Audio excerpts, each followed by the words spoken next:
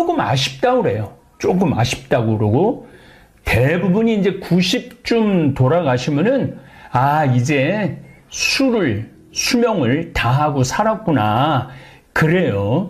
우리 어머니가 지금 92이세요. 92이신데, 지금도 뭐 정신이 멀쩡하세요. 그런데 다리에 힘이 없으시니까 지금 7번째 넘어지셨어요.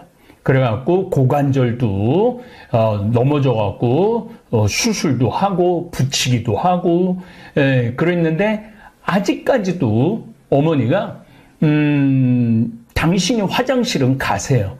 당신이 화장실은 가시는데 아무래도 90세가 되니까 기운이 확실히 없으시더라고요. 기운이.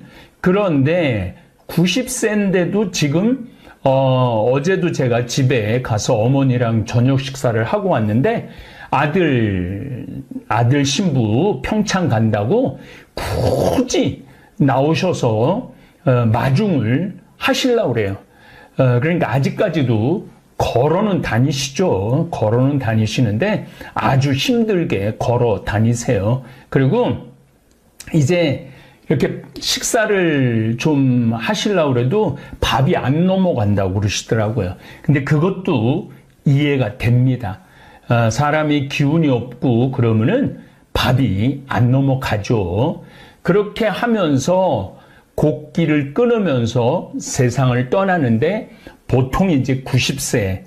그러니까 지금 50, 60대 되신 분들은 제가 생각하기에는 100살은 갑니다. 100살은 사람이 모든 수를 다 누리고 사는 나이가 160살이라고 그러더라고요. 물론 120살 넘는 분들은 거의 없지만은 그래도 그렇게 오래 살 수 있다는 거예요. 인간이 관리만 잘하면은. 그러니까 내가 걸어서 100년을 살 거냐, 누워서 100년을 살 거냐, 지금 60, 70 되신 분들은 결심을 잘해야 돼요. 저도 요즘 뭐 그런 생각이 많아요. 제가 워낙 몸이 좀 약하고 좀 비실비실 거려서 그런 걱정이 많아요. 걸어서 100년, 누워서 100년.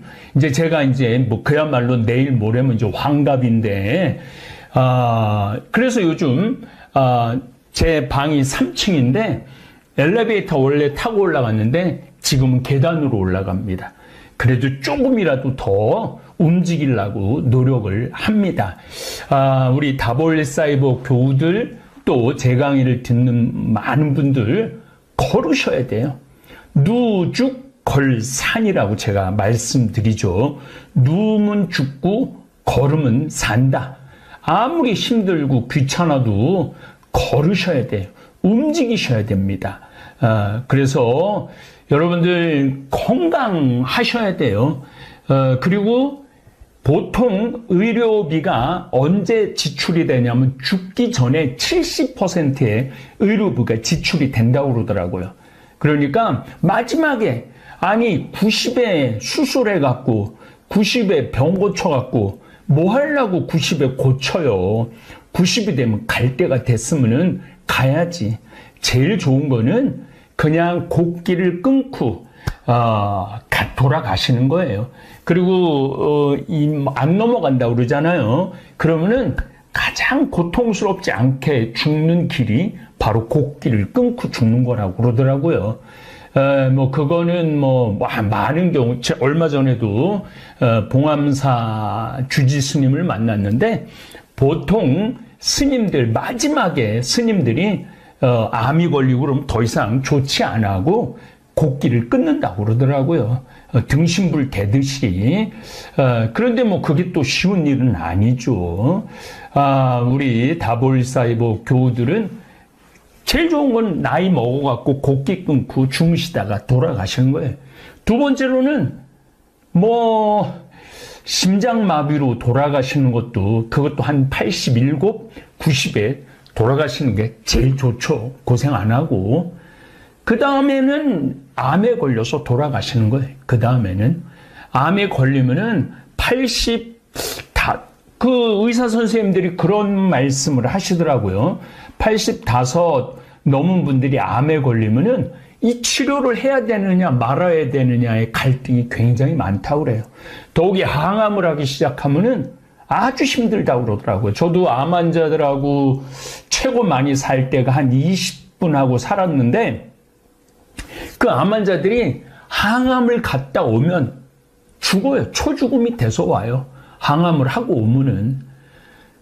물론 나신 분들도 있고 돌아가시는 분들도 있는데 그분들이 이런 말씀을 하셔서 제일 많이 항암한 분은 32번인가 3번 하셨는데 난 차라리 죽고 싶다고 그런 말씀을 하시더라고요.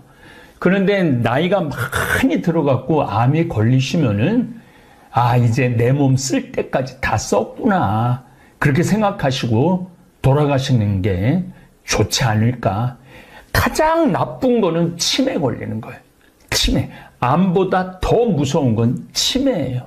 치매는 주위 사람들을 미치게 만들어요. 자식들, 주위 사람들을. 그래서 치매에 걸리지 않으려면은 책을 읽어야 돼요. 공부를 해야 돼요. 그래서 사람을 만나고 집 밖에를 나가고 공부를 하고 이 자식들하고 많은 시간 혼자 있으면 안 된다라는 얘기예요. 치매 안 걸리려고 그러면은. 근데 치매에 걸리면은 참 아무리 효자 자식이 있어도 그 효자 자식하고 싸울 수밖에 없어요. 효자, 효녀하고 그 사람 미치게 만드는 거예요. 그러니까 치매에 걸린 어머니, 아버지 모시느냐고 자식이 더 빨리 병에 걸리는 거예요. 제가 지금 이렇게 특별하게 말씀드리는 것. 내가 걸어서 100년을 살 거냐, 누워서 100년을 살 거냐. 저는 지금 우리나라 오늘도 노인이 65세에서 75세로 상향 조절하자고 그래요. 아마 그게 이제 가능할 거예요. 이제 노인이라고 그러면은 75세 이상부터 유엔에서는 80살서부터 노인하자고 그래요. 80살서부터 유엔에서는. 그리고 이제 정년퇴직도 61로 안 하고 65으로 정년퇴직을 한다고 그래요. 그래서 이제 우리가 이 나이에 대한 개념, 이 개념을 완전히 고쳐야 돼요. 그래서 적어도 지금 80이 넘으신 분들도 늙은 게 아니라는 거죠. 늙은 게 아니에요. 적어도 10년에서 20년을 더 사는 거예요. 10년, 20년이면은 제가 잠비아, 아프리카를 다닌 지 10년이 돼요. 10년 동안 초등학교, 중학교, 고등학교, 간호대학교, 신학교, 농장, 이것까지 지금 져놨어요. 10년 동안 할 수 있는 일들은 너무 많아요.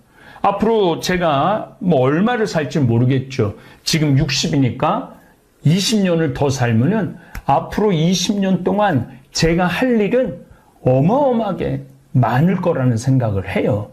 이제 늙었으니까 내 인생 끝났다. 나는 이제 죽을 날만 기다린다. 그렇게 생각하지 마세요. 아니, 죽을 날만 기다리면 빨리 죽지 뭘 나를 기다려요. 그러지 말고 사는 날까지 건강하게 최선을 다해서 살았으면 좋겠어요. 걸어서 100년을 살 거냐, 누워서 100년을 살 거냐. 이거는 여러분들한테 던지는 화두입니다. 그러니까 누죽 걸산, 누우면 죽고 걸으면 산다라는 거예요. 그래서 여러분들 열심히 걸으시기 바랍니다. 열심히 운동하시고 열심히 바깥 활동하고 그렇게 사시기를 부탁을 드립니다. 오늘 이제 시드니 수술 해갖고 아마 시드니 오래오래 좋은 일 많이 하고 살 거예요. 함께 해준 많은 우리 다볼교우들 너무너무 감사해요. 이 다볼교우 안에는 우리 천주교 신자도 있고 불교 신자도 있고 개신교 신자도 있고 비신자들도 있습니다. 모두가 다볼교우예요. 그래서 여러분들 앞으로도 뭐 절에 다니는 분은 절에 다니는 대로 의미 있게 우리 활동하고 교회 다니는 분은 교회 다니는 분대로 의미 있게 활동하고 또 우리 가톨릭 신자들은 가톨릭 신자로서의 의미 있게 활동을 하다 보면은 결국은 저는 하느님을 만날 거라는 생각을 합니다. 더욱이 이제 제가 우리 생태마을, 평창 생태마을 지금도 오픈을 했어요. 황토방도 이용하실 수 있고 여기 방도 이용하실 수 있어요. 내년에는 훨씬 많은 방들을 오픈을 할 겁니다. 그래서 지금은 한 20분, 30분밖에 숙식을 못하지만은 내년에는 100분에서 150분이 와서 숙식을 할 수 있어요. 또 제주도도 마찬가지로 하여튼 빨리 진행을 할 겁니다. 그리고 문경도 카라반 해갖고 와서 식사 맛있게 하시고, 더욱이 이제 미국에 있는 우리 교우들 샘 버나디노 거기도 오픈을 해놨어요. 거기 많이 오셔서 이용하시고, 내가 또 기운 되면은 아프리카까지 가서 거기 가서 아이들 밥도 해주고 아이들 씻겨주고, 그래서 자꾸 움직이셔야 돼. 자꾸 움직이시고 활동하셔야 돼. 그리고 저는 5군데 다 숙박비를 안 받습니다. 물론 밥값은 받아요. 저도 뭐 땅 파갖고 밥 해드리는 거 아니니까. 그러나 숙박비만 안 내도 여러분들이 굉장히 좀 수월하실 겁니다. 그래서 재정적인 거 그 스트레스 받지 마시고 오셔서 자꾸 돌아다니셔야 돼. 돌아다니다가 정말로 도저히 못 돌아다닐 때, 죽을 때 지쳐서 죽으라고 제가 늘 말씀드리죠. 자, 다시 아주 중요한 얘기 말씀드립니다. 걸어서 100년을 살 거냐, 누워서 100년을 살 거냐. 걸어서 100년을 살아야 돼. 그러기 위해선 누죽걸사냐. 누우면 죽고 걸으면 삽니다. 자, 그러려면 어떻게 돌아다녀야 돼? 동네에서도 부지런히 노인 정도 다니고, 우리 평창도 오시고, 그 다음에 제주도도 오시고, 문경도 가시고, 미국 샌버나디노도 오시고, 아프리카까지 그렇게 돌아다니다 보면은 정말로 돌아가실 때는 지쳐서 돌아가실 수 있어요. 최고죠, 최고. 제 나이를 기준점으로 보니까 이제 60이 돼 보니까 남은 시간을 어떻게 살아야 되겠다는 생각이 요즘 너무너무 많아요. 그래서 대한민국이 건강하게 늙었으면 좋겠어요. 건강하게. 그래서 여러분들 사는 날까지 행복하고 즐겁게 사시기를 바라겠습니다. 오늘이 세상 끝이면 내일은 없거늘 오늘에 충실하리. 세상이 오늘뿐이라 생각하면 오늘 하루는 얼마나 소중한가. 내일을 준비하며 산 날들이 부끄러워 고해성사를 한다. 오늘 하루를 푸르게 살게 해주소서.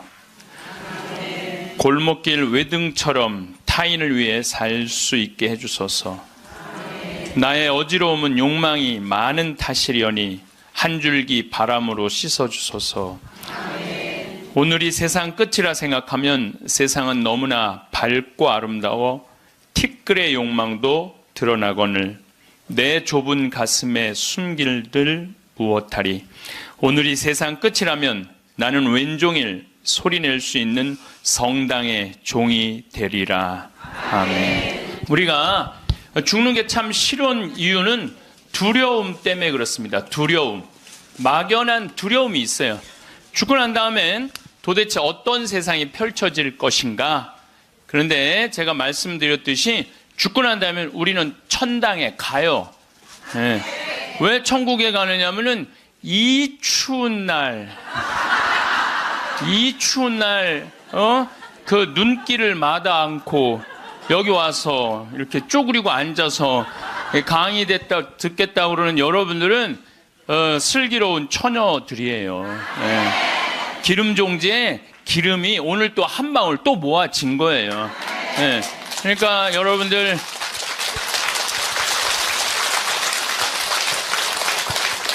이제 죽는 거 싫어요? 좋아요? 좋아요. 좋아해야 돼. 싫어하면 안 돼요. 네. 그리고 우리가 천국에 가면 더 이상 부당한 대우 받지 않고 서름 받지 않아요. 하느님께서 어느 누구든 위로해 주시고 따뜻하게 감싸 주시기 때문에 우리는 죽음 이후를 막연히 두려워할 필요가 없다는 거예요. 예. 예수님께서 나는 부활이요 생명이다. 나를 믿는 사람은 죽더라도 영원히 죽지 않는다. 말씀하신 것처럼 우리는 죽는 게 죽음이 아니야. 새로운 삶으로 옮아가는 여정일 뿐입니다. 여러분들 그 누에가 알이 되고 꼬치가 돼갖고 누에가 되고 난 다음에 그 다음에 어떻게 돼요? 나비가 돼서 날아가잖아요. 그 누에 꼬치로 있을 때 아주 볼품이 없잖아요. 근데 나비로 날아갈 때는 얼마나 아름다워요. 그러니까 우리가 천국에 가서는 지금 모습보다 훨씬 아름다울 거예요. 그랬더니 어떤 분이 딱 미국에서 강의를 하는데 맨 앞에서 강의를 열심히 듣던 분인데 굉장히 뚱뚱해요. 그런데 그분이 손을 들더니 신부님 나도 천국에 가면 날씬해지고 아름다워집니까? 그렇게 물어보더라고요. 그래서 제가 이렇게 대답을 했어요. 날씬하게 될지는 모르지만 아름답긴 할 거다. 아름답긴 할 거다. 어쨌든 우리가 두려움이 막연한 두려움이 있어요. 근데 하느님을 믿는 우리들은 죽는 것에 대한 두려움 가질 필요 없어요. 하느님께서 우리를 천국으로 초대해 주실 것이고 예수님이 뭐하러 그렇게 십자가에 힘들게 못 박혀 돌아가셨어요. 많은 사람들을 구원하시기 위하여 돌아가신 거예요. 여러분들은 그 부활 신앙을 믿어야 돼. 우리 그리스도인들에게 최대의 신앙의 핵심은 부활 신앙이에요. 내가 나비보다 훨씬 아름다운 모습으로 부활할 거라는 이 믿음. 그래도 죽는 게 싫어. 뭐 때문에 그래? 생이별 때문에 그래. 생이별. 아무리 죽어서 천당 간다 하더라도 이 세상에 죽으면 더 이상 사랑하는 아내 볼 수 없고 남편 볼 수 없고 자식 볼 수 없고 부모님 볼 수 없기 때문에 이 생이별, 죽음 때문에 생이별이 되는 거예요. 죽으면 더 이상 사랑할 수도 없고 사람으로서 도리도 못하고 내가 누리고 싶은 호강도 못 누리고 이 세상에서 고생만 하다가 죽는 게 싫은 거예요. 그래서 여기 계신 분들 중에 죽기 직전에 후회하지 말고 죽기 전에 내가 뭘 할 걸 그런 거 후회하지 말고 혹시 돈 100억 정도 있는 분들은 한 10억, 20억만 놔두고 80억은 쓰세요. 맛있는 것도 사 먹고 여행도 다니고 그러면 되지. 제가 요즘 바빠서 텔레비전은 거의 못 보지만은 BBC에서 아주 재미난 프로그램을 해요. 영국 BBC에서 백만장자가 자기 신분을 감추고 아주 힘들게 사는 동네에 들어가는 거예요. 그래서 거기서 정말 열심히 사는 사람을 찾아내는 거예요. 찾아내서 이 사람이 백만장자인데도 불구하고 자기도 가난한 것처럼 해서 그 사람이 정말 열심히 살고 성공할 수 있는 가능성이 있으면은 한 달, 2달 같이 지내다가 마지막에 깜짝 선물을 해주는 거예요. 당신 내가 커피숍 차릴 수 있도록 가게를 내주겠다. 이런 프로그램이 있어요. 그러니까 이 백만장자가 하는 거야. 백만장자가. 여러분들은 못하죠. 여러분들 누굴 커피숍을 차려줘.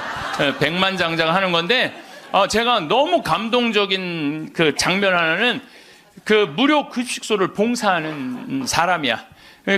그 무료 급식소를 운영하는 남자인데 백만장자가 들어와서 같이 급식을 해주는 거예요. 근데 이 사람은 무료 급식소를 하니까 휴가도 한 번도 못 간 거야.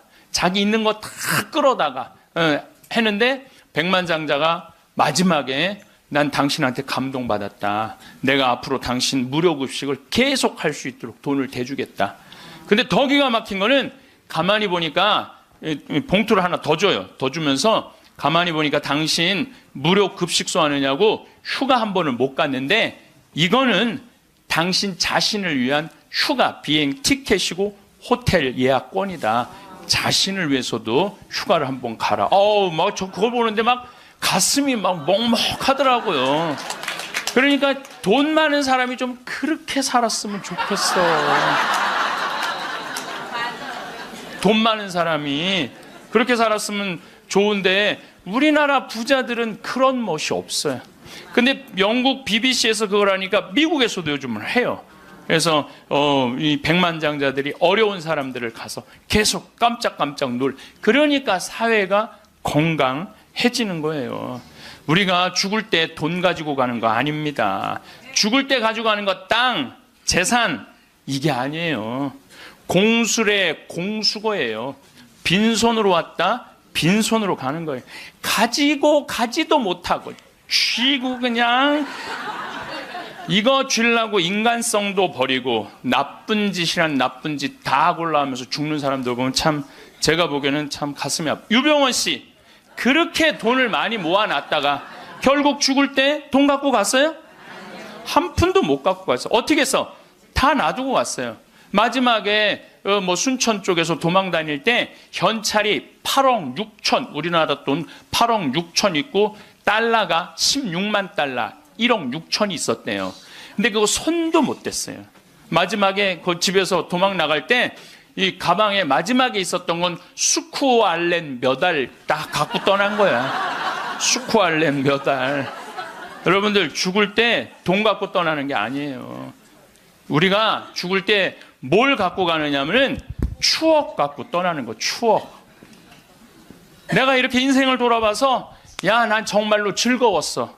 나 정말로 행복했어. 이런 추억이 있는 사람이 죽을 때 행복하게 죽을 수 있어요. 여러분들도 가만히 인생 돌아봐서 즐거웠던 추억이 하나도 없어. 고생만 죽살나게 한 추억밖에 없어. 그렇다면 여러분들 인생 잘못 사는 거예요. 오늘 추억이 하나도 없는 분들은 추억을 만드세요. 네, 프로그램을 짜세요. 자기 그 백만장자가 그 무료급식 한다고 몇 년 동안 3년 동안 휴가도 한 번 안 간 사람한테 자신을 위해서도 시간을 내라고 남을 위해서 희생만 하지 말고 왜냐하면 사람이요 남을 위해서 너무 희생하다 보면 지쳐요. 지치고 나중에는 너무 화가 나면은 내가 저 예수님 때문에 내가 이 고생한다고 그러면서 예수님 십자가에 다시 못 박는데 더 큰 못 찾아다가 저는 제 인생을 이렇게 돌아보면은 전 정말 행복한 사람 중에 하나예요. 저는 초등학교 때 토요일, 일요일이 되면 아버지하고 전 수원 사람인데 매일 뒤에 광교산에 놀러를 갔어요. 광교산에 가서 가재 잡고 메뚜기 잡고 가을이면 도토리 줍고 밤 따고 감서리하고 그 다음에 도라지 캐고 더덕 캐고 그러니까 초등학교 때 며칠 전에 성복동 성당이라는 곳에 강의를 갔는데 광교산 밑에 있더라고.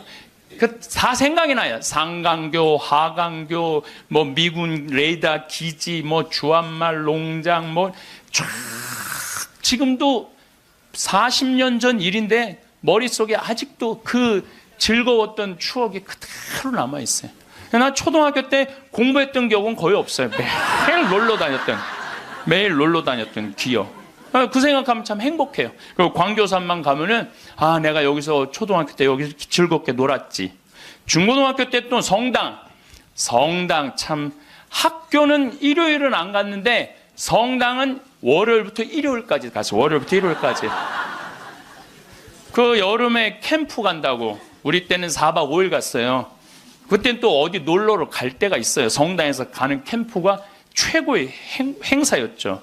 그럼 뭐 조 모임 하면은 뭐 너는 쌀 갖고 와라, 넌 냄비 갖고 와라, 넌 텐트 갖고 와라, 남자 5, 여자 5 같은 조로 이건 뭐 살림살이 떠나는 거하고 똑같은 거예요. 살림살이 떠나는 거하고 얼마나 그 중고등학교 때 성당에서 떠나는 캠프가 얼마나 좋았는지 몰라요. 예. 그리고 뭐 내가 이 가을에는 예술제 한다고 연극하고 노래하고 이제 성탄 때만 되면 예수님 성탄 전야제 한다고 모여갖고 뭐 정말 지금 생각해보면요 그때 그 사춘기에 느낄 수 있는 모든 행복을 다 느꼈던 것 같아요. 그리고 우리 때는 또 남녀공학이 분명했을 때인데 성당만 가면 그 이쁜 아가씨들이 그냥 얼마나 우리 성당에 특별히 이쁜 여자애들이 많이 왔던 것 같아요. 그리고 그 성당 그때 학생의 프로그램이요 너무너무 좋았어요. 지금 애들이 학원에 다니지만 우리 때는 뭐 학원 그런 게 어디 있어요. 성당 가는 게 유일한, 탁구 치고 성당에서 참 좋았던 것 같아. 그래서 그때 우리 그 학생의 아이들이 신부가 10명이 됐어요. 신부가 10명이 됐어요. 그래갖고 지금 우리 교구에 뭐 사무처장, 관리국장, 사무국장, 다 사목국장, 우리 성당 출신 신부들이 다 하고 있어요. 다 하고 있어요. 그렇게 그때 그 신앙의 그 교육이 풍요로웠던 거죠. 예. 그리고 수녀님들도 많이 나오고, 그 유명한 수녀님들 중에 하나는 또 누구냐 하면은 김혜윤 베아트릭스 수녀라고 성서 가르치는 수녀님 있잖아요. 뭐 같은 성당을 다녔지만 그 수녀님하고 우리는 질이 달랐어요. 그 수녀님은 공부를 너무너무 잘해갖고 전교 1등을 놓친 적이 없고, 우리는 저 밑에서 그냥 그 수녀님 나보다 1살 어리거든요. 그땐 참 예뻤는데 로마 유학 갔다 오더니 팍 늙어갖고. 근데 지금도 이쁘다고 사람들은 그러긴 그러는데 그땐 참 예뻤어요, 수녀님이. 그러니까 얼마나 그 공동체가, 어제도 서울 둔총동 성당에 강의를 갔는데 그 나보다 한 2-3살 나이 많은 누나였는데 그때도 예뻤는데 지금 보니까 50, 한 4-5이 됐는데 지금도 그렇게 이쁘더라고, 그 누나가. 그래서 어제 너무 만나서 반가웠는데 그 누나도 아들이 지금 서울신학교 2학년 지금 다니고 있다는 거예요. 그러니까 신앙이 얼마나 좋았던 거예요, 그 공동체가. 그러니까 그 중고등학교 생각하면 나는 정말 행복한 사춘기를 보낸 거죠. 그래서 내가 제일 화려했을 때는 언제였느냐 하면은 신학교 때. 저는 방학이 싫었어요. 신학교 생활이 너무 재밌었어요. 먹여주지, 재워주지, 기도시켜주지, 철학 가르쳐주지, 신학 가르쳐주지, 성서 가르쳐주지. 이 신학교 교육이요, 내가 보기엔 이 교육 제도 중에 제일 좋은 것 같아. 그냥 좀 신학교 7년 참 행복하게 살았어요. 보좌 신부 때는 또 훌륭한 본당 신부님 모시고, 우리 천주교 교우들은 보좌 신부들 이렇게 바라보는 눈이 사랑으로 꽉 차 있어. 그 느껴요. 이렇게 보면 보좌 신부 딱 보면 사랑으로 꽉 차 있어. 본당 신부 10년 동안 교우들이 참 내 말 잘 듣고 신부를 업고 살죠, 한국 천주교 교우들은. 참 이렇게 보면은요 너무너무 행복했던 것 같아. 그리고 이제 10년 전에 강원도 평창 생태마을에 들어가서 이렇게 살면 본당이 없으니까, 뭐 본당이 없으니까 또 온 세상이 또 다 내 본당이야 또. 전 세계 다니면서 강의하고, 지난 여름에도 브라질, 아르헨티나, 페루, 칠레, 파라과이 5개 나라 한 달 동안 순회 강연 갔다 왔거든요. 페루 이제 뭐 얼마나 멀어요, 페루가. 페루 갔더니 이제 강의 이제 2시간 끝났는데 거기 회장님들이 신부님 귀양 여기까지 왔으니 마추픽추 가자고. 그러니까 강의는 2시간 하고 마추픽추는 2박 3일 갔다 오고. 이런 좋은 팔자가 어디 있어요. 브라질 가면 또 뭐 리오데 자네이루, 또 아름다운 항구, 예수님 이렇게 펼치고 있는 데 있죠. 이번에 월드컵 한데 참 얼마나 좋은 팔자예요. 깔라파테라고 아르헨티나 맨 밑에 빙하 있는데 신부님 환경하시니까 꼭 보셔야 된다고. 세상에 이렇게 돌아보면 난 웃으면서 죽을 수 있을 것 같아요. 또 작년에는 내가 또 아침마당에도 출연했잖아. 아침마당. 평화방송도 모자라서 아침마당까지. 그냥 아침마당을 2번을 강의를 나갔었는데, 목요 특강 2번을 강의를 나갔었는데, 보통 목요 특강 시청률이 7% 정도 된다고 그래요. 근데 전 2번 다 10.4%가 나왔어요. 이게 뭐, 물론 그 3.4%는 우리 천주교 교우들이 봐줘서 올라간 건지 내가 알고 있죠. 천주교 교우들이 봐줘서 올라간 거 알고 있는데, 나는 그 목요 특강 하려고 그러면 새벽 4시에 집에서 나와야 돼요. 새벽 4시에 이제 또 눈이 항상 오니까, 겨울에. 작년에도 마지막 강의 12월 27일인가 나왔는데, 그 눈길을 헤치고 와서 이제 딱 가면은요, 여의도에 도착하면은 깜짝 놀랐어요. 여자 둘이서 달겨 들어가고 막 화장을 1시간 동안 하는 거, 화장을 1시간 동안. 평화방송은 생전 화장 안 해주는데 화장을 1시간 동안. 이제 그리고 이제 강의가 끝나고 이제 평창에 집에 들어갔는데 생태마을이 난리가 난 거야. 왜 그런가 했더니 그 강의를 들으면서 실시간 검색어가 1위였대요. 그리고 전국에 우리 교우들이 아니고 일반인들이 전화해갖고 거기 신부님 생태마을 자랑하는데 거기 가보고 싶다고. 근데 할머니 한 분이 성당도 안 다니는 할머니가 전화해갖고 오늘 그 강의한 신부님 어쩜 그렇게 유쾌하고 우리 마음을 잘하느냐고. 근데 그렇게 유쾌한 신부님이 아직도 전화이 되도록 왜 혼자 사느냐고. 그거 좀 장가 좀 보내라고 그 직원들이.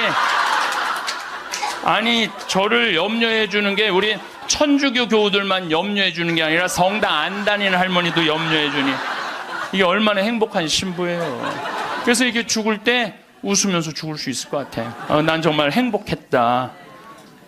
신부님은 신부로 사니까 팔자가 좋아서 그렇지 우리는 얼마나 힘든지 몰라요. 사는 거 무슨 우리가 즐거운 추억이 있어요. 저도 여러분들 힘들었을 때 많았어요. 인생 50살밖에 안 됐지만은 돌아보면 즐거웠었던 일만 있었던 거 아니에요. 근데 여러분들 사람은요 과거를 돌아봤을 때 고통스럽고 괴로운 것만 기억하는 사람은요 악해져요. 악해지게 돼 있어요. 근데 즐거웠던 것만 의도적으로 기억하려고 하면 선해지게 돼 있어요. 저도 사기 많이 당했어요. 이 세상에 사기 쳐먹기 제일 쉬운 사람이 신부예요. 신부.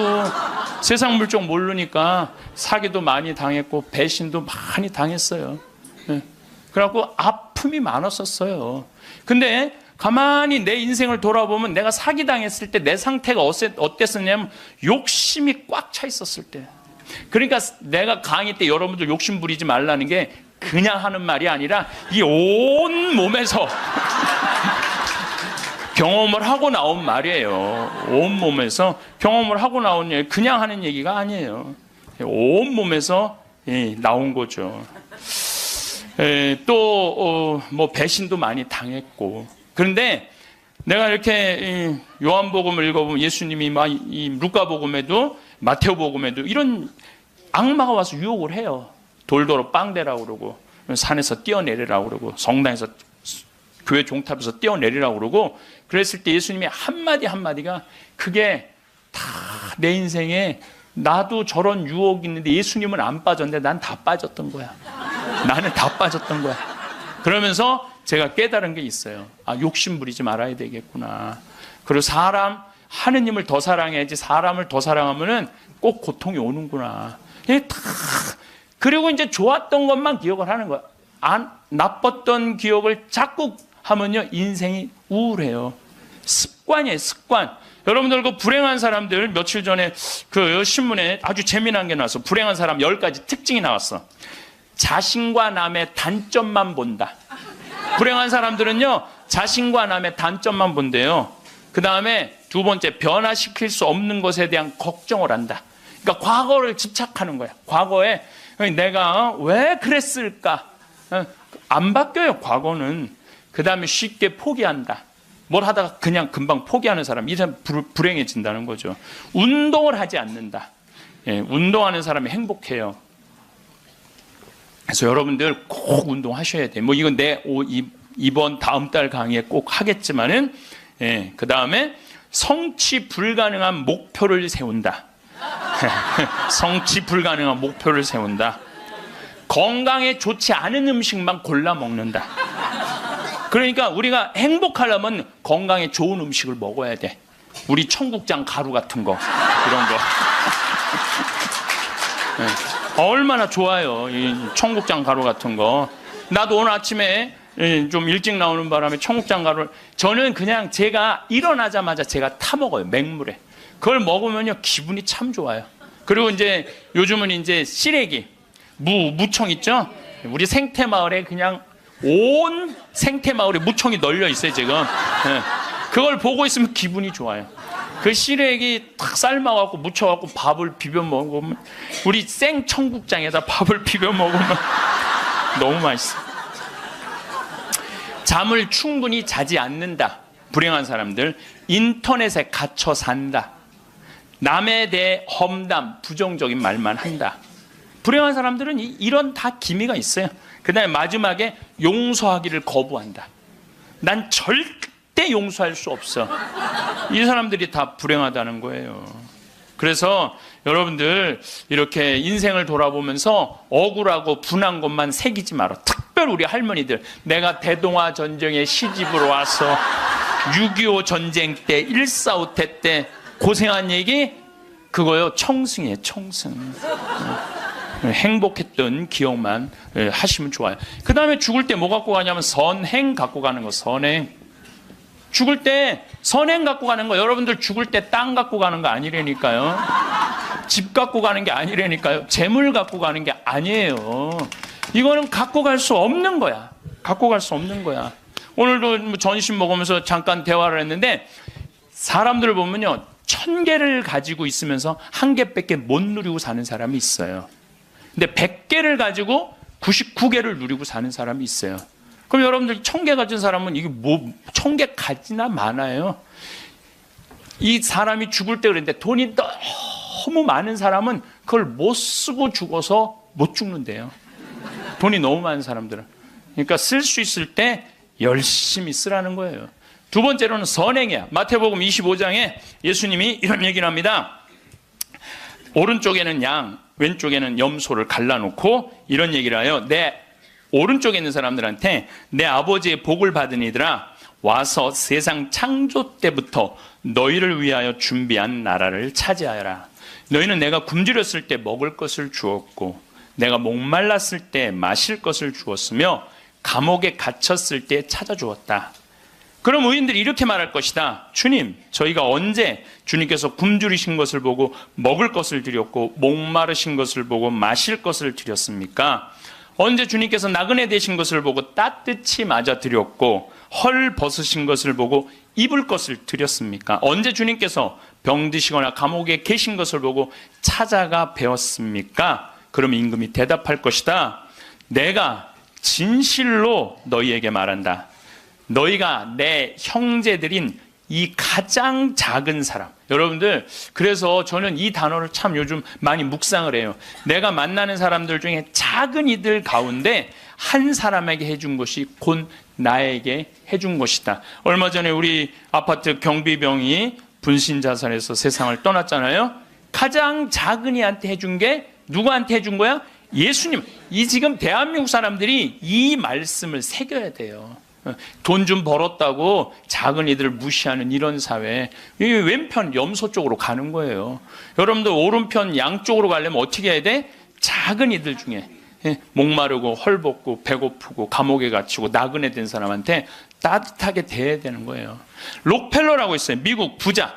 이 사람 죽었는데 얼마나 부자냐면 1850년도에 태어난 사람인데 55살에 전 세계의 90%를 줘요. 세계에서 최고로 부자였어요. 55살에 이 사람이 불치병을 딱 판정을 받아요. 1년밖에 못 산다고. 1년밖에 못 사니 전 세계의 최고의 부자인데 55세 1년밖에 못 사니 얼마나 기가 막혀요. 병원에서 탁 나오는데 이렇게 보니까 병원 정가운데 뭐라고 써 있느냐면은 받는 자보다 주는 자가 행복하다. 그거를 봐요. 그거를 보고 막 가슴에 전율을 느껴요. 어떤 전율을 느끼냐면 자기는 돈이 그렇게 많은데도 준 적이 없는 거야. 막 회사 병합하고 뺏고 막 이랬거든요. 아주 냉혈한이었어요. 예. 완전히. 그래갖고 가만히 나는 그 많은 돈 중에 준 적이 없네. 준 적이 없네. 여러분들 마음 가끔 이렇게 말하는 분들이 있어. 누가 나 좀 돈 좀 안 주나? 이 사람 불행한 거예요. 이 사람 무조건 불행한 거예요. 내가 누구 돈 좀 줘야지. 이 사람이 행복한 거예요. 항상 얻어먹을 자세가 돼 있는 사람은 불행한 거예요. 주려고 그래야 돼. 주려고. 그래서 저는 본당 신부하면서도 교우들하고 밥을 먹어도 정말 내가 내가 냈지 교우들이 돈 못 내게 했어요. 왜냐하면 가만히 보면 교우들 먹고 살기 바쁜데 자식도 공부시키고 월세 세금 내기 바빠 죽겠는데 신부한테까지 돈을 뺏기면서 밥을 사주는 거예요. 이게 그래서 나는 내가 다 정말 많이 냈어요. 그 처음에 신부님한테 밥 얻어 먹은 적이 평생에 처음이라는 교우들을 참 많이 봤어요. 신부님 무슨 돈이? 나 돈 많아.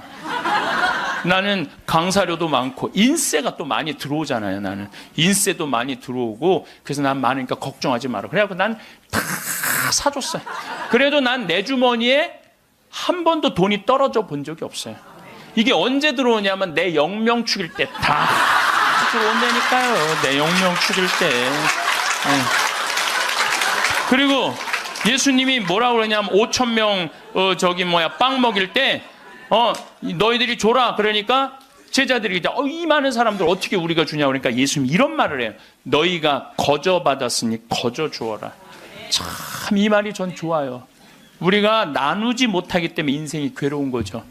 그래갖고 록펠러가 나는 이렇게 많이 줄 수 있는데 내가 하나도 못 주고 죽는구나. 근데 마침 그 병원에서 호텔 로비에서 딸아이 입원비가 없어갖고 막 병원 사람들한테 제발 내 딸 좀 입원 시켜달라고 막 울며 불며 매달리는 엄마를 봐요.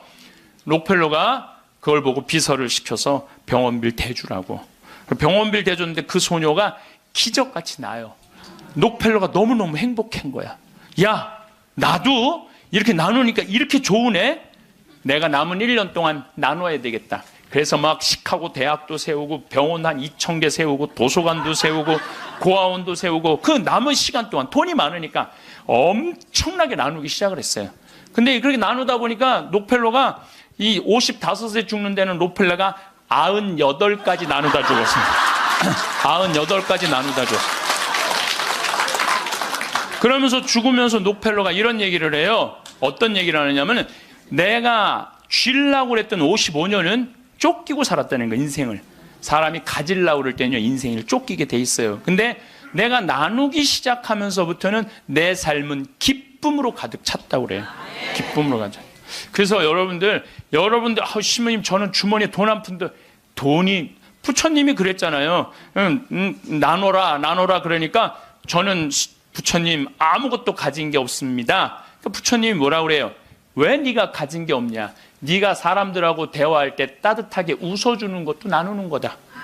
누가 사람이 얘기를 할 때 네가 자세를 낮추고 경청하는 것도 그것도 나누는 거다.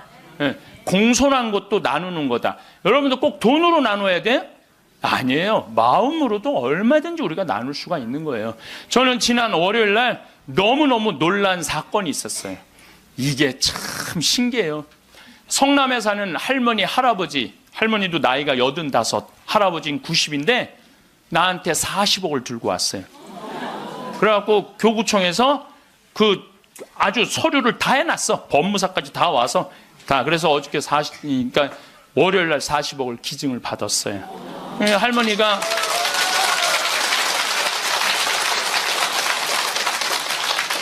그러니까 되는 놈은 되는 거야.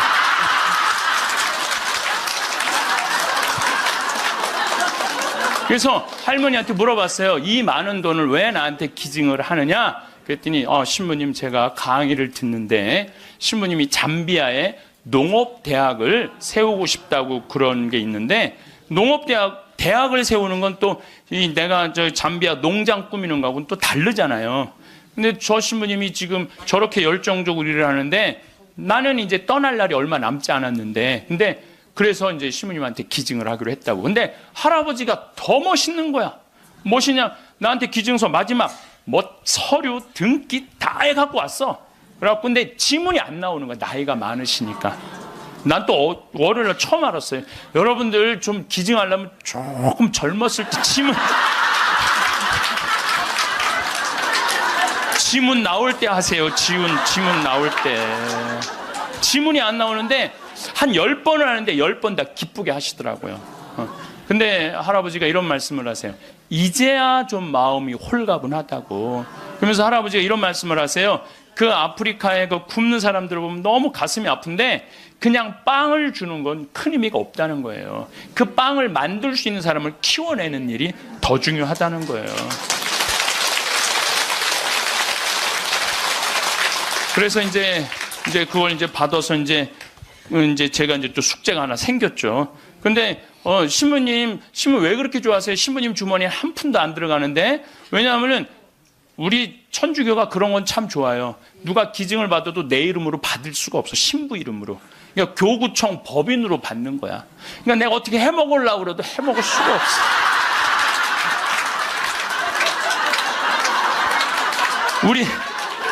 우리 주교님 도장을 훔쳐야지 해먹을 수 있는 거니까.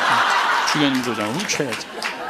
근데 그 할아버지가 더 기가 막힌 말씀을 하셨어요. 어떤 말씀을 하셨느냐면은 신부님 아들한테 물어봤대요. 내가 이거를 40억을 신부님한테 기증하기로 했다. 그랬더니 아들이 아버지 기증하세요. 나 넓은 집이 있고 직장이 있는데 그거 돈 많으면 머리 아파요. 그 아들도 기가 막히죠. 아니 뭐 법적으로 뭐 소송도 한다는데. 그래서 여러분들 제가 말씀드리는 거는 우리가 죽을 때 갖고 가는 게 땅이 아니라니까요. 집이 아니고 재물이 아니에요. 뭐냐면 선행이야. 선행. 내가 뭔가 베풀 수 있는 선행이 있어야 돼요. 그래서 여러분들도 내가 돈이 없다라면 마음으로라도 나눌 줄 알아야 돼. 마음으로라도. 예. 그리고 죽을 때 갖고 가는 건 결정적인 거 믿음이야. 믿음이 없는 사람은요 노잣돈 없이 떠나는 거예요.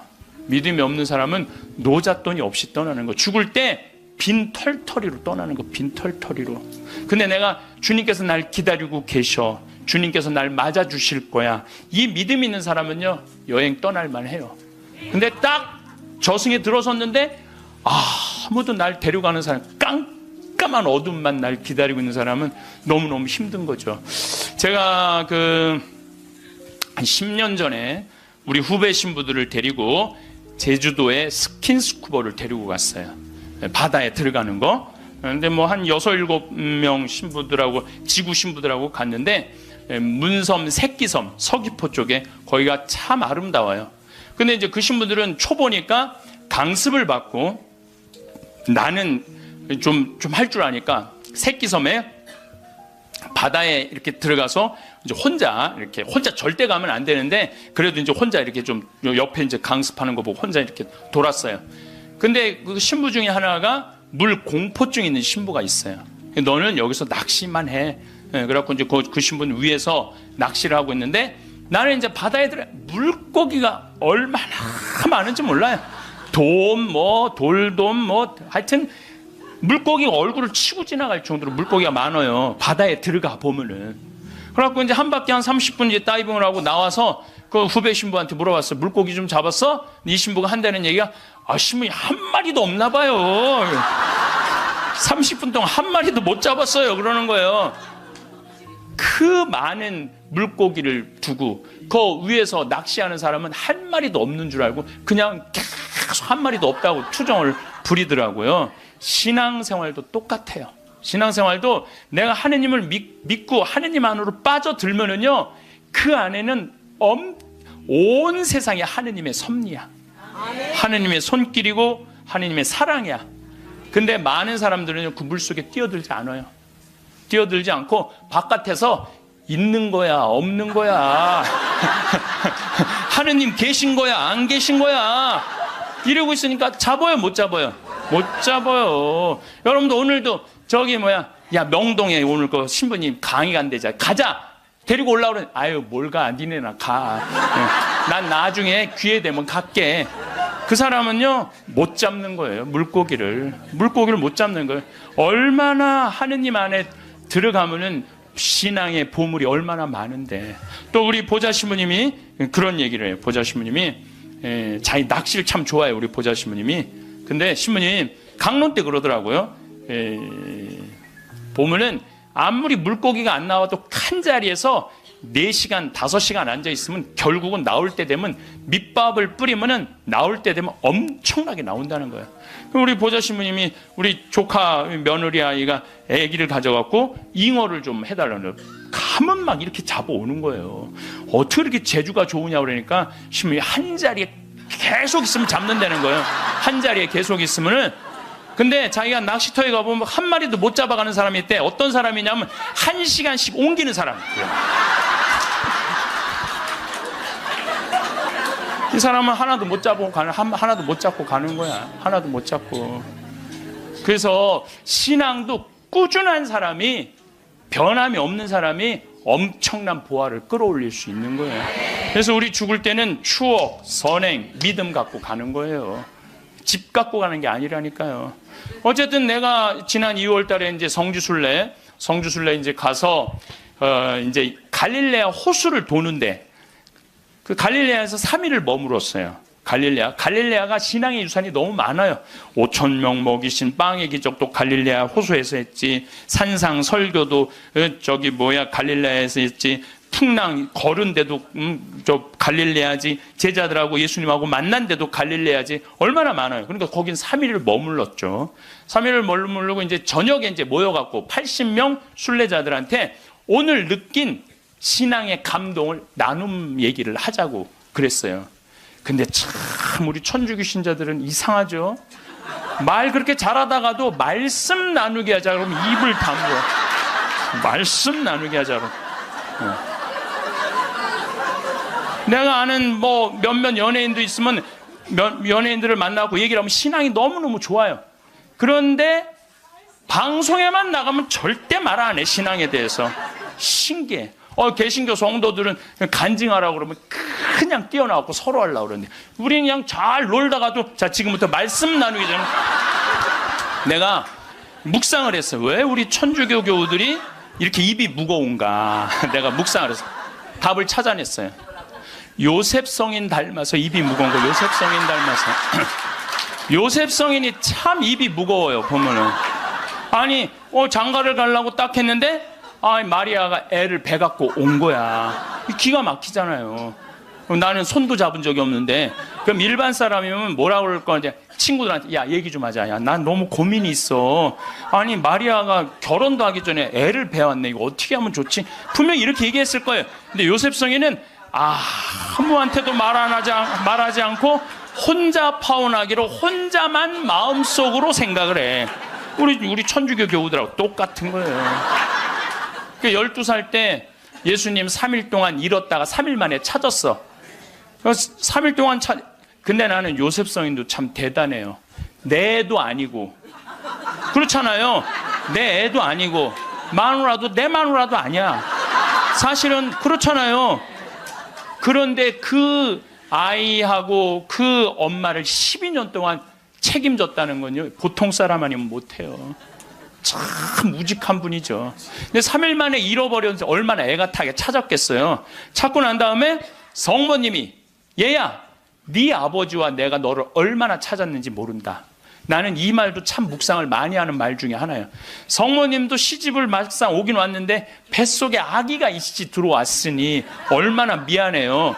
그러니까 항상 요셉 성인한테 미안한 마음이 있었던 것 같아. 그래서 여러분들 3일 만에 잃었던 애를 찾았어. 그럼 여러분들 뭐라 할까? 이놈의 새끼 내가 너 얼마나 찾았는지 알아? 분명히 이랬을 거야. 근데 성모님은 자기를 먼저 내세우지 않았어요. 자기 아이임에도 불구하고 얘야 네 아버지와 내 남편을 인정해 준 거죠. 남편을 존중해 준 거죠. 네 아버지와 내가 너를 얼마나 찾았는지 모른다. 그런데도 요셉 성인은 아무 말도 안 해. 한마디도 안 해. 찾았으면 됐지 뭐 이거죠. 한마디도 안 해요. 그래갖고 이제 우리 천주교 교우들이 요셉 성인 닮아서 말을 안 해요. 그래서 내가 우리 말씀 나누게 좀 하여튼 안 해. 근데 호텔 로비에서 얼마나 근사해요. 갈릴레아 호수 호텔 신앙을 얼마나 간증하고 싶겠어. 아무도 말 안 하는데 70살 먹은 할머니가 손을 번쩍 드는 거예요. 내 말 끝나자마자 자기가 말한다는 거예요. 너무 고맙더라고요. 근데 그분은 할아버지하고 같이 오신 할머니인데 딱 일어나더니 할아버지의 손가락질을 딱 하더니 이렇게 말하는 거예요. 신부님, 내가 평생 이 인간 때문에 고생했다는 거예요. 나이가 70이 넘으면 남편을 대놓고 욕할 수가 있어요. 내가 평생 이 인간 때문에 고생했다는 거예요.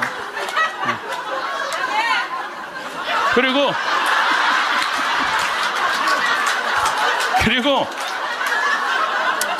자기가 자식 셋 키웠는데 70이 됐는데 자기한테 자식들이 고맙다고 말 한마디 안 하고 남편이 그 잘난 반지 목걸이 한번 사준 적이 없다는 거야. 속에서 우라통이 터지더래요. 내가 그렇게 고생을 해서 자식들을 키우고 남편 뒷바라지를 했는데 나의 고생을 알아주는 사람이 하나도 없더래. 갈비 먹고 싶을 때 와서 갈비 사주는 놈 한 놈도 없다는 거야. 근데 어느 날 갑자기 내가 방송에서 나오더니 그러더래요. 늙어서 왜 갈비가 먹고 싶으면 자식이 사줘야 되냐. 그지근성을 버려라. 갈비가 먹고 싶으면 내 돈으로 내가 가서 사 먹으면 되지. 그 자식이 사줄 때까지 기다리느냐. 무슨 돈으로 집 잡혀서 사 먹어라. 맨날 자식한테 섭섭하다고 그러지 말고. 그 얘기를 듣는데 이 할머니가 망치로 한 대 맞았대요. 지금 70살 넘은 할머니 할아버지들 중에 갈비가 먹고 싶다고, 여보 우리 갈비 먹고 싶다, 오늘 가서 갈비 사 먹자. 그리고 둘이 갈비집 가서 10만 원이나 된 돈 내면서 갈비 사 먹을 사람들이 얼마나 돼요? 그저 자식이 한번 사줘야지 그냥 한번 먹고 오는 거지. 그 돈 무서워서 벌벌벌벌 떨잖아요. 그러니까 자기를 위한 일을 안 하는 거예요. 이제는 여러분들 자기를 위한 일을 해야 돼요. 자기를 위한 일을. 어쨌거나 하여튼 이제 나도 이제 사 먹어야 되겠다. 집 잡혀서 그런 생각을 하는데 평화신문에 황창현 신부와 함께 떠나는 도보 성주순례가 딱 떴대. 그걸 보는 순간 이 할머니는 이거다 하고 이 할머니는 그냥 집을 팔았대. 그냥.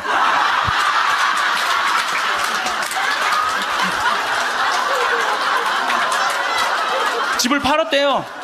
네. 집을 팔고 1억이 남은 걸 가지고 성주순례를 따라온 거예요. 여동생 부부하고.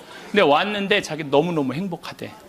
그런데 이 할아버지는 맨날 술만 먹던 할아버지인데 성주순례도 안 따라오려는 걸 억지로 끌고 온 거야. 근데 이 할아버지가 다리도 아프다 뭐도 그러는데 10일 동안 걸으면서 하느님을 만난 거야. 하느님을 완전히 만나서 성주순례 끝나고 난 다음에 3개월 후에 다시 뒤풀이를 했는데 이 할아버지가 할머니가 그러는 거예요. 저 양반이 미쳤나 보다고. 왜 그러냐면 그전에는 전화만 하면 술 어서 먹을까 이랬는데 요즘 전화만 하면 성당 나와라, 성당 나가야 된다, 하느님은 살아계신 분이다, 이렇게 얘기를 하대. 그러니까 이 세상 집을 팔아서 하늘나라 집을 산 거예요.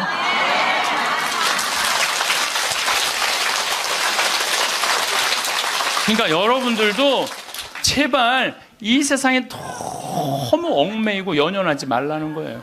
내가 이번에 성주순례 가서도 너무 많은 걸 느꼈는데 그 대학생이 엄마 아빠를 따라온 거야. 인천공항이 딱 나를 바라보는 눈빛이 흰 눈동자 95% 까만 눈동자. 너 때문에 내가 여기 따라왔다. 근데 이 친구가 성주순례를 하루를 걷더니 이틀을 걷더니 눈빛이 바뀌는 거야. 그러면서 마지막에는 이 친구가 이런 말을 하더라고요. 신부님, 저는 가슴이 지금 터질 것 같이 행복하다는 거예요. 살아계신 예수님을 만나서 가슴이 터질 것 같이 행복하다는 거예요. 그리고 그 친구는 엄마 아빠가 길을 잃고 공부 굉장히 잘하는 아이였어요. 근데 지금 의대 공부를 한대요.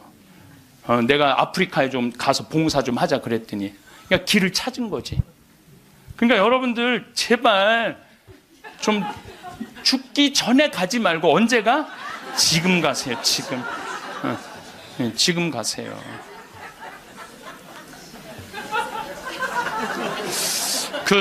요 얘기만 하고 다음 강의로 넘어가겠습니다. 제 조카를 작년에 잠비아를 남자아이를 데리고 갔어요.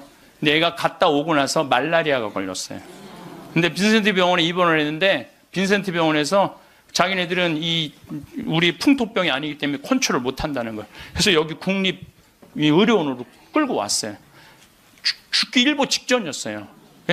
내가 조카 하나 죽이나 보다. 내가 내 평생에 그렇게 열심히 기도했는데 하느님 제발 살려주십시오. 그래서 안 돼갖고 서울대 병원에 유명한 의사도 좀 해갖고 좀 어떻게 해갖고 어쨌든 하여튼 기도가 통했는지 살아났어. 근데 얘가 국립대학 다니다가 그거 끝나고 내가 대학을 때려쳤어요. 대학을 때려치고 삼촌 내가 죽기 직전까지 가보니까 내가 하고 싶은 거 해야 되겠어. 걔가 내 목소리하고 똑같아요. 그래서 뮤지컬 학과를 다시 간 거야. 요즘은 매일 뮤지컬 연극 지금 학교 다니면서 매일 공연하러 이 아이는 나 볼 때마다 삼촌 나 너무 행복해. 그러니까 여러분들 사람이 죽기 전에 후회하는 게 뭐냐면 왜 내가 그걸 못 해봤을까? 이걸 후회한다는 거예요. 그러니까 이 얘기는 내가 다음 시간에 할 텐데 죽기 전에 후회하지 말고 지금 하라는 거 지금. 기도 바치겠습니다. 성부와 성자와 성령의 이름으로 당신을 보면 괜히 눈물이 납니다. 사랑의 눈물, 속죄의 눈물, 기쁨의 눈물, 피부를 비집고 들어오는 당신의 살 냄새도 괜히 눈물이 납니다. 생명 속에 사랑으로 스며듭니다. 우리의 속죄 모두 지시고 사랑으로 거두시는 당신 모습에 죽음과 부활을 다시 봅니다. 하늘과 땅 사이에 다시 나시고 지금도 나를 위해 살아계시는 사랑의 깊은 영광 당신입니다. 당신을 보면 괜히 사랑에 젖어 사랑의 눈물이 절로 납니다. 가시관 쓰신 모습, 피에 젖어도 인자한 모습에 눈물이 납니다. 십자가에 못 박혀 돌아가실 때 우리의 생명 다시 난 것을 마음 깊이 눈물 절로 납니다. 당신을 보면 괜히 눈물이 납니다. 옛날부터 성당 다니셨던 분들 손 들어보세요. 뭐예요?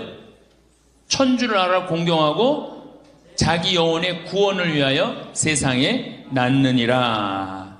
이걸 제가 지난 3주 동안 말씀을 드렸습니다. 사실은 하느님께 경배드리기 위한 인간의 도구가 뭐냐면은 춤, 노래, 시편, 시, 그림. 이게 예술이에요, 예술. 인간이 이 자기의 감정을 극도로 표현할 수 있는 거예요. 춤도 감정을 극도로 표현할 수 있고, 노래도 감정을 극도로 표현할 수 있고, 시도 감정을 극도로 표현할 수 있고, 그림도 마찬가지입니다. 이 네 가지를 통해서 우리는 하나님께 영광을 드릴 수 있는 거예요. 이 네 가지를 잘 활용할 줄 모른다. 그럼 우리의 마음을 잘 표현하지 못하는 거예요. 그래서 우리가 신앙생활을 할 때 이 네 가지의 도움을 잘 받아야 되고, 이 네 가지를 모든 종교가 잘 이용하고 있습니다. 이게 또 하느님이 주신 인간의 선물이고, 춤을 추고 노래를 하고 시를 하고 그림을 그리는 것, 특히 그림 그리고 시하고 노래하는 것, 이거는 정말로 인간만이 할 수 있는 특권이에요. 특권. 춤은 나름대로 새나 이런 거 우리가 춤이라고 보지만은